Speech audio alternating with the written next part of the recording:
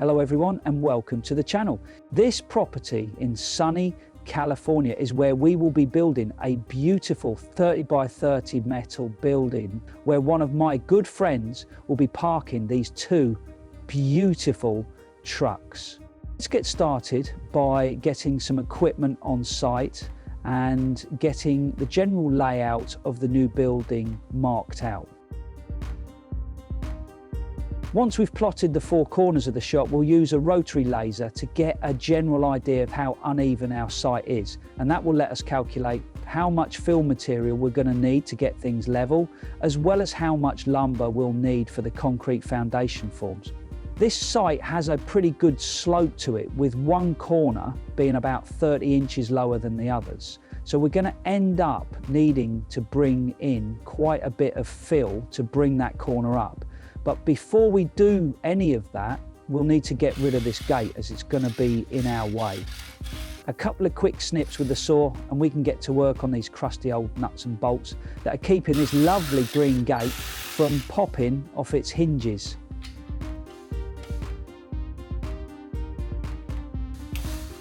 There we are. That wasn't too bad at all now, was it? We'll pull these posts out of the ground and set them aside for now. We're going to need them later to install this gate in another location so that my mate can still access this back pasture to enjoy those beautiful valley oak trees and tall grass when springtime comes round again. Having an excavator really makes this work a piece of cake, but if you can't get one on site, it's no worry. A couple of days with a pickaxe and a hernia will get the job done just as well. Wow, look at that one. Plenty of meat on the bone on that chunky boy, I'll tell you. Next, we've got to remove these railroad ties. We don't want them under our brand new building. They'll eventually rot into mush and create void space underneath the concrete slab, which could cause some serious cracks to form, and everyone knows crack kills. Even these itty bitty little scraps could cause some serious issues down the line in my brain, so they've got to go too.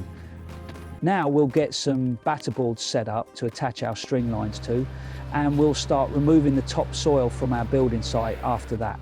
We remove the topsoil for many reasons, but mainly because it contains organic material and does not compact well. And if we built on top of it, it would be underneath soil at that point now, wouldn't it? And we can't have that. Oh, that's better.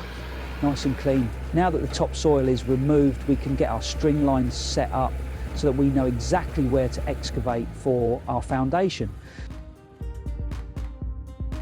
We're just going to eyeball these at first by lining them up with our paint marks, but once we've got all four string lines up, we'll measure the distance from one corner to the next, adjusting the string lines until all the corners are exactly 30 feet apart.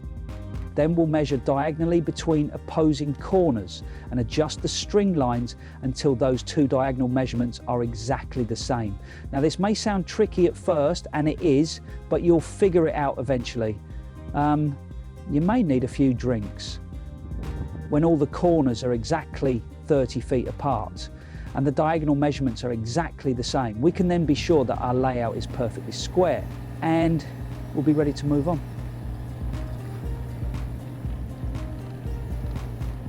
All right, it's finally time to start digging. Now, we're going to leave this string line up as a guide for our digger bucket and start lightly scratching the surface of the ground to avoid tearing it out in big chunks, which would widen the top of our trench and cost us time and money in the future. We want to keep these trenches as neat and clean as possible to make our job as painless as can be. Now, once we've dug down to our footing depth of 18 inches, we'll zero out the rotary laser at the bottom of the trench and keep checking as we go along to keep the trench nice and level. Ooh, don't mind that little whoopsie there. So while we're digging, slow and steady, we're making sure to think about where we're putting our dirt piles so that when we go to move them later on, we don't end up making a mess or pushing them back into our trench. A little foresight goes a long ways to not feeling like a dingus later on and kicking yourself in the cheeks. See how easy this cleanup is? Look at those cows back there. Not a care in the world. You know, sometimes I wish I was a cow. just munching away on grass and sticks. Anyways, we'll use some marking paint this time round to guide our digger and get going on the next leg of our trenches.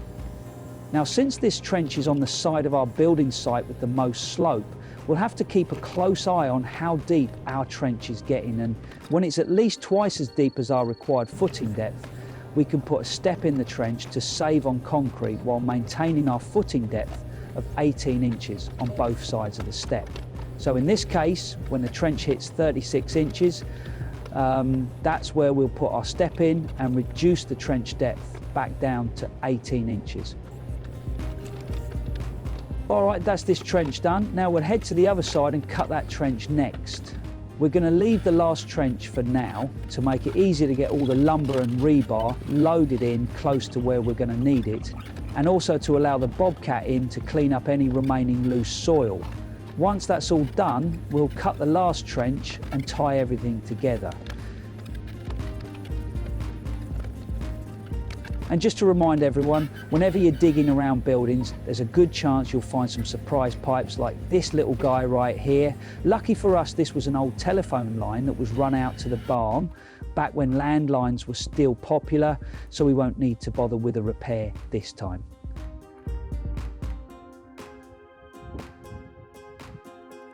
There's nothing quite like some good old-fashioned shovel work in the sweltering summer heat to make you question all your life choices and slip a few discs, but unfortunately, it's the only way to get all the loose soil out of our trenches.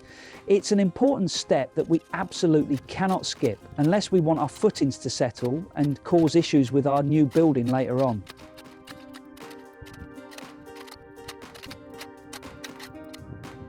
It's all right, lad. Everything will be okay.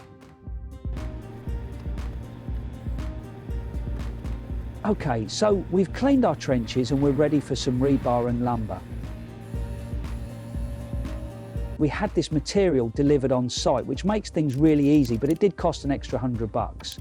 We'll move this rebar over to where we need it and get the bobcat in there to clean up all those dirt piles before we start mucking around with the rebar and concrete forms. The bobcat makes quick work of this cleanup, and I'm sure glad we've got one on site, otherwise I'd be out there with my wheelbarrow, end up flopping around on the floor like a mackerel. Okay, let's take a look at what we've accomplished so far. Oh yeah, look at that, looking really good, nice and straight, everything neat and tidy, lovely. Now, since we own the equipment we've been using, our only cost for digging was for the diesel fuel. But if we had to rent, we'd probably have spent closer to $1,000 to get this done.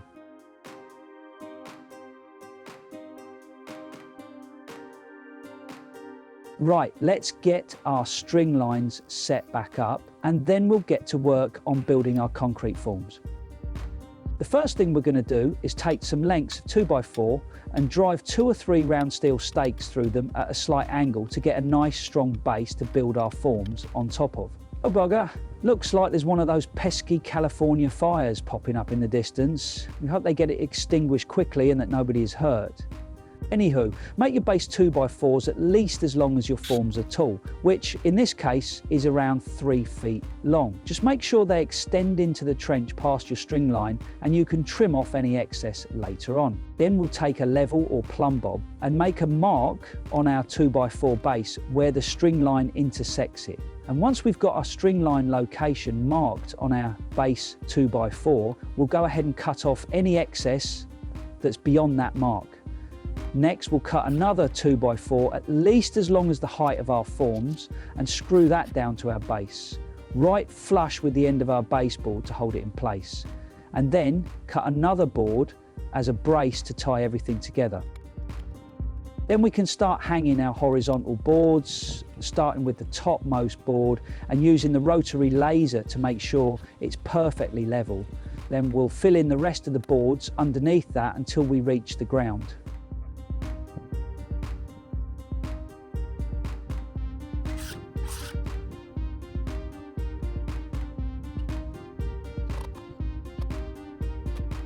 Okay then, that's that side done. Time to get going on this side here. Be a piece of cake cutter. Why do these things always happen at the end of the day? Shooby dooby dooble dongle. I'm going to look like a real dingus. Would you look at that? What a shot. Gah, just incredible. I sure hope the hardware store is still open. Wish me luck.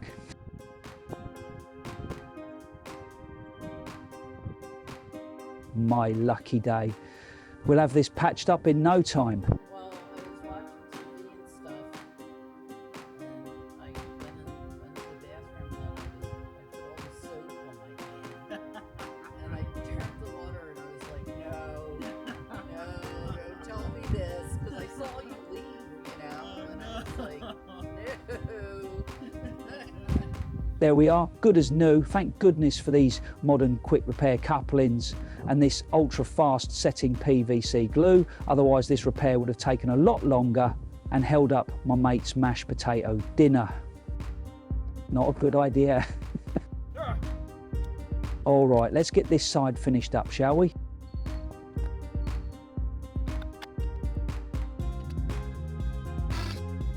And just like that, we've got two sides of our forms up and things are looking really good. I'm well pleased with the way this is coming along. There's just something so satisfying about building these little pony walls jutting up out of the dirt, you know?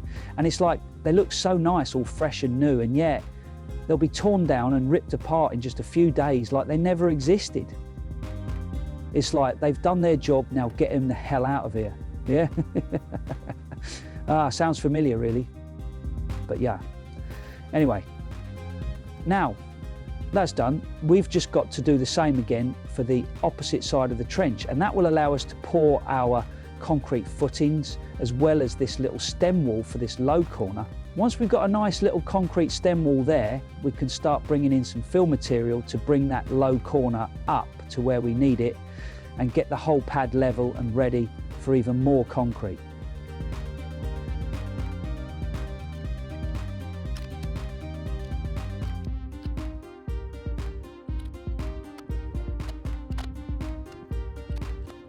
Okay, let's bend some rebar for the corners, and don't worry, you don't need one of these fancy electric doohickeys to bend rebar.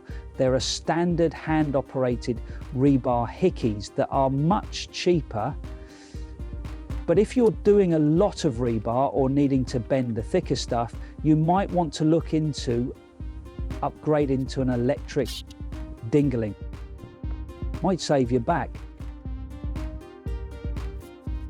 All right, rebar is all done. Let's take a look at some details before we bury it all in concrete. We've got a minimum of 2 inches of cover for our rebar, which means there's at least 2 inches of concrete around all of our rebar. All of our corners are bent nicely. We never want to join 2 separate pieces in the corner, as that will most definitely lead to cracking later on. Anywhere there is a splice, we've made sure to overlap the rebar at least 18 inches, and we've tied them together twice. We've hung all the rebar off the forms where we could and drove stakes on either side of the trench wherever we needed them. So it took 2 days of hard work to get the forms built and get the rebar in, and between the lumber, rebar, stakes and other miscellaneous items needed to get things done, we spent about $920. And now it's time for our inspection, yay! And lucky for us, we passed on the first go. Now we can start preparing to pour the concrete for our footings and our stem walls.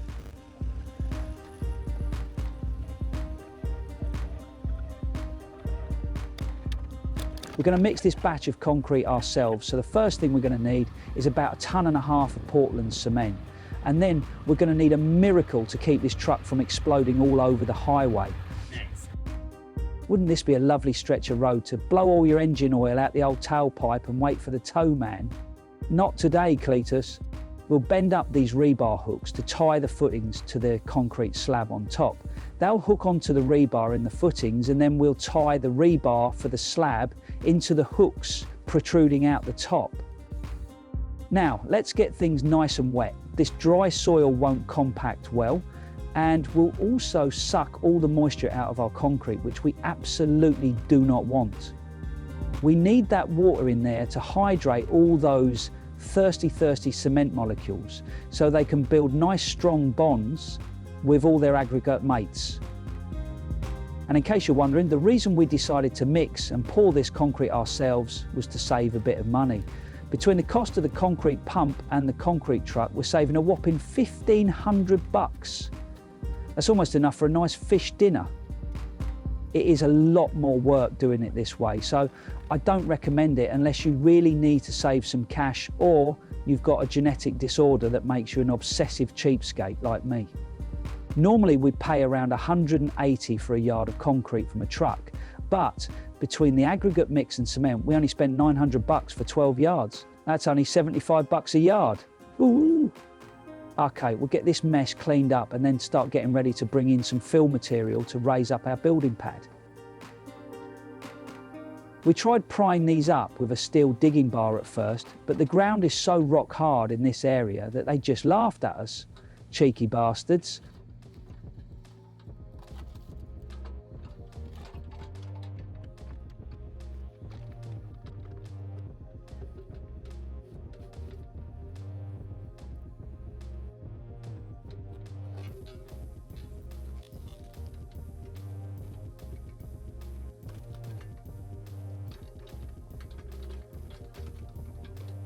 So we ended up bringing in 35 yards of base rock. That's nearly 90,000 pounds of material. All right, we'll start spreading out the base rock, and we're using a 3/4 crushed rock, which has got all the fines and smaller bits of rock mixed in, which makes it perfect for compacting into a stable base to build on. We'll make sure to only spread the base rock to a maximum depth of 12 inches at a time, and then compact it with a vibratory plate compactor after each layer. This ensures that the forces that the compactor produces will affect the entire layer of base rock. If you go too deep, you'll end up only compacting the top 12 inches, and that may cause settling and cracking later on.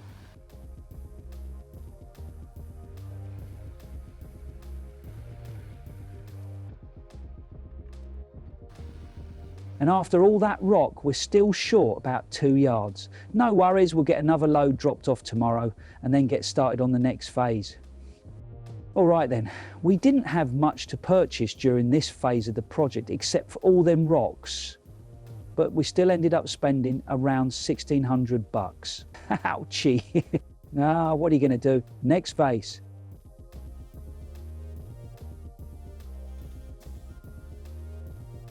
Now, when it comes to concrete flat work, there's only so much we can do ourselves. And for something this large, we have no choice but to bring in a full-time concrete crew. This crew in particular is one of the best I've ever had the pleasure of working with. So let's just sit back and watch as they work their magic.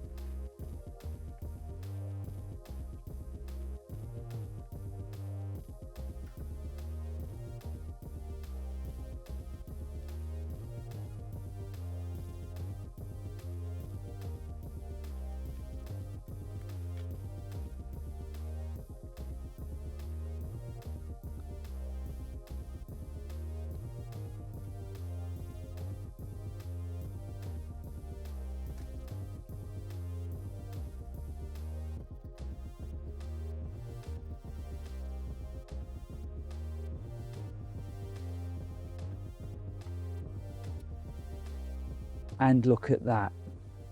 Just magnificent. What a great job they've done.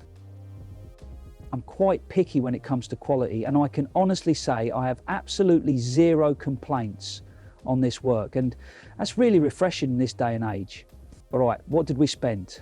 Between the rebar, the concrete, and the cost of the concrete finishers, we spent a whopping $7,800.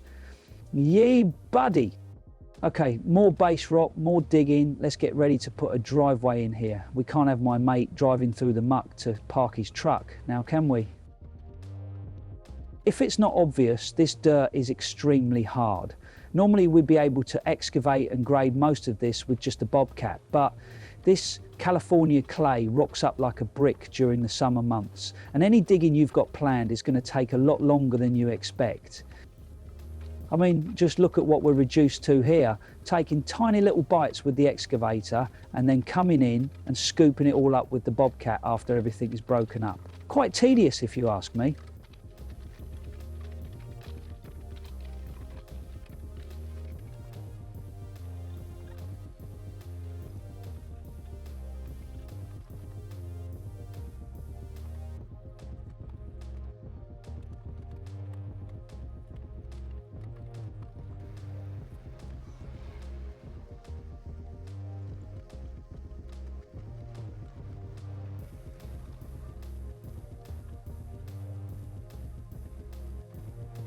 Great, I'm glad that's over. Now we can get some base rock down and get it compacted.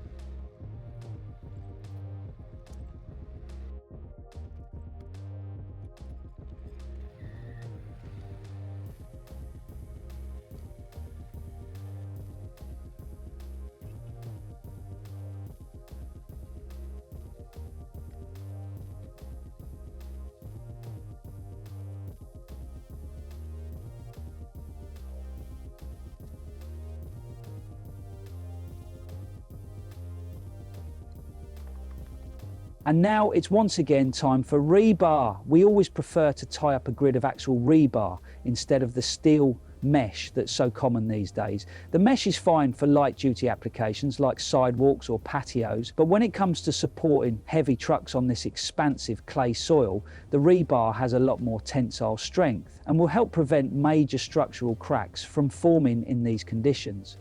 And believe it or not, the rebar grid is actually cheaper than the mesh in most cases, so that's a nice bonus. Okay, looks like we're ready for them concrete boys again, but the only problem is the demand for concrete is extremely high right now, so the only time slot the concrete supplier had for us was 3 o'clock in the morning. I wonder what them concrete boys will think of that. They didn't care. Well, I'm sure glad it all worked out, because between the schedules of the concrete boys and the suppliers, if we didn't get it done now, we would have been waiting 2 weeks to get another shot at it. Sometimes things actually go well, if you can believe that.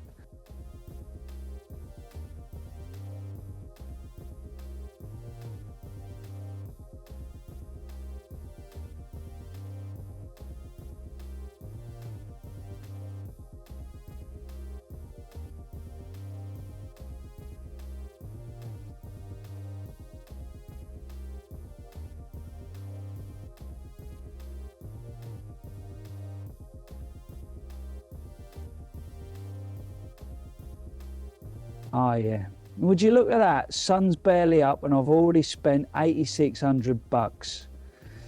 Nice. Better keep the old wallet out though, because it's time to have the steel building installed. Although the nice thing about this purchase is that the price of the building is the same whether we have the vendor put it up or do it ourselves. So we're going to let these boys do what they do best and chuck this thing up in a hurry while we sit back and enjoy the show.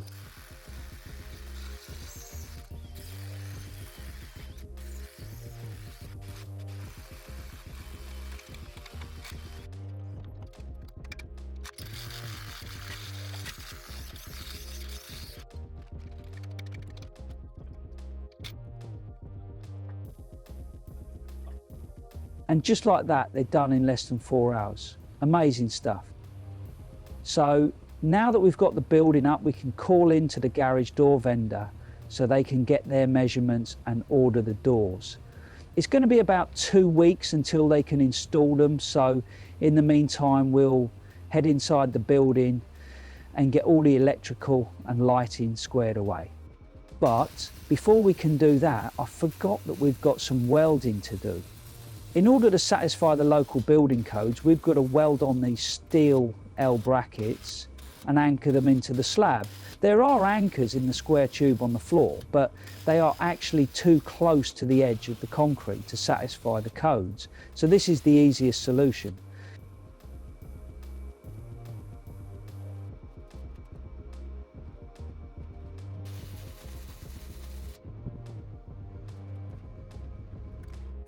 All right, welding's done. We've got our electrical started and we're well on our way to getting the lighting up and running.